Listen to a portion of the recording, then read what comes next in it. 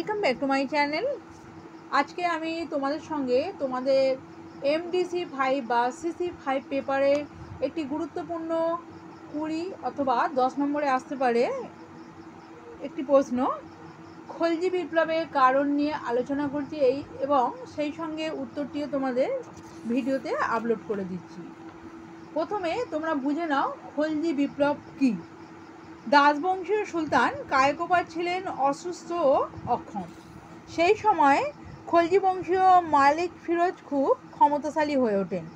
তার হাত থেকে সিংহাসন মুক্ত রাখার জন্য তুর্কি অভিজাতরা কায়কোবাদের জীবিতকালেই তার শিশুপুত্র কায়ামসকে সুলতান বলে ঘোষণা করেন। কিন্তু মালিক ফিরোজ কায়কোবাদকে ও তার শিশুপুত্রকে হত্যা করে দিল্লির সিংহাসন দখল করেন। তার নতুন নাম হয় জালালউদ্দিন ফিরোজ খলজি। এই ঘটনা ইতিহাসে খলজি বিপ্লব নামে পরিচিত। এবার তোমরা উত্তরটা অত্যন্ত সহজ ভাষায় দেখে নাও। জ্যেষ্ঠ পুত্র মোহাম্মদের মৃত্যুর পর শোকাহত সুলতান গিয়াসউদ্দিন বলবন তার দ্বিতীয় পুত্র বুগরা খাঁকে দিল্লির সিংহাসনের উত্তরাধিকারী মনোনীত করেন। কিন্তু বাংলা শাসক বুগরা খাঁ দিল্লির সুলতানির দায়িত্ব নিতে অস্বীকার করায় বলবন তার জ্যেষ্ঠ পুত্র মোহাম্মদের পুত্র কাইখসরুকে সিংহাসনের উত্তরাধিকারী মনোনীত করেন। কিন্তু বলবনের মৃত্যুর পর দিল্লির আমির ওমরাহরা বুগরা খাঁর পুত্র 17 বছর বয়স্ক কায়কোবাদকে সিংহাসনে বসান। কায়কোবাদের যুদ্ধমন্ত্রী পদে নিযুক্ত হন খলজি বংশোদ্ভূত জালালউদ্দিন ফিরোজ খলজি।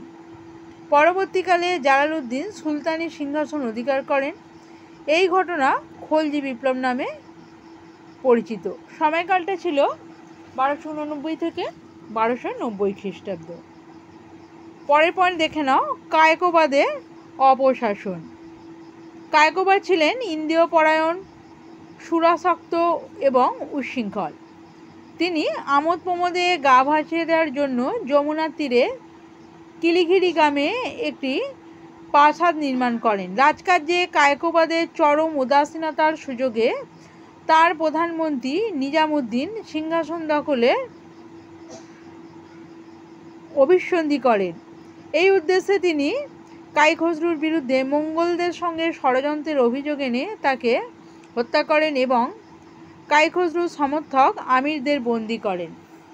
তিনি সুকৌশলে সিংহাসনের সম্ভাব্য দাবিদার বলবনের পরিবারের সকল সদস্য এবং বলবনের বংশের প্রতি অনুগত আমিরদের হত্যা করেন।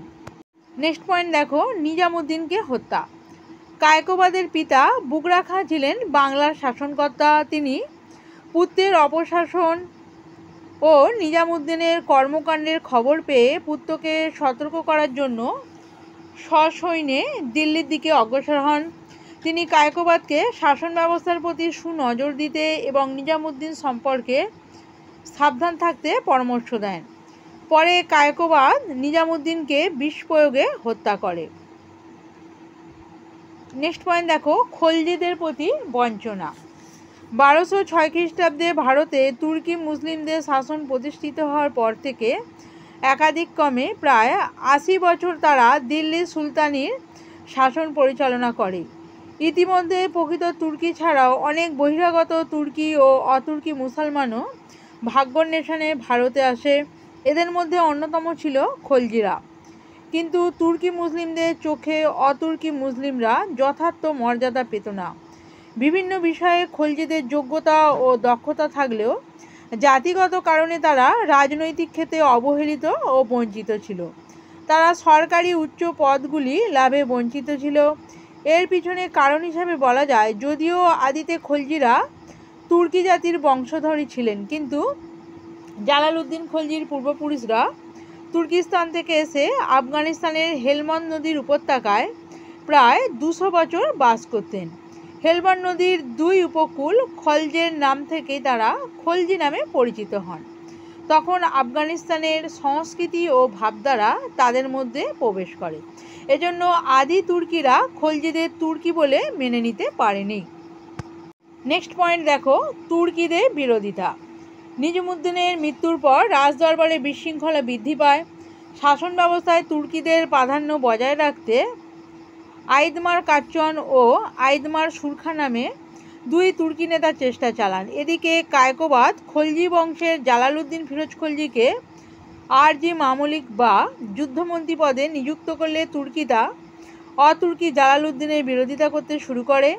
ইতিমধ্যে 1289 খ্রিস্টাব্দে কায়কোবাদ ভীষণ অসুস্থ হয়ে পড়লে তুর্কি নেতারা আশঙ্কিত হন যে অসুস্থ সুলতানের স্থলে এবার জালালউদ্দিন রাষ্ট্রীয় ক্ষমতা দখল করবে। তাই দরবারে তুর্কি নেতারা কায়কোবাদের 3 মাসের শিশুপুত্র কায়মসকে সিংহাসনে বসান। পাশাপাশি তারা জালালউদ্দিন খলজিকে হত্যার ষড়যন্ত্র করেন।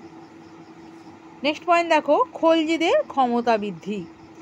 দিল্লির পরিস্থিতির প্রতি তীক্ষ্ণ নজর রেখে এবং ষড়যন্ত্রের আভাস পেয়ে জালালউদ্দিন ফিরোজ খলজি তার পরিবার পরিজন ও অনুচরবর্গ সহ দিল্লির অদূরে বাহারপুরে আশ্রয় নেন। তুর্কি নেতা আইদমার কাচ্চন বাহারপুর আক্রমণ করে যুদ্ধে নিহত হন। জালালউদ্দিনের পরিবারের সদস্যরা দিল্লি আক্রমণ করে শিশু সুলতানকে দিল্লি থেকে বাহারপুরে নিজেদের শিবিরে নিয়ে চলে আসেন। তুর্কি নেতারা পুনরায় বাহারপুর আক্রমণ করে ব্যর্থ হয়ে দিল্লি ফিরে আসেন। যুদ্ধে তুর্কি নেতা আইদমার সুদঘরও মৃত্যু হয়। কাচ্চন ও সুরখার মৃত্যুর ফলে তুর্কিদের মনোবল ভেঙে যায়।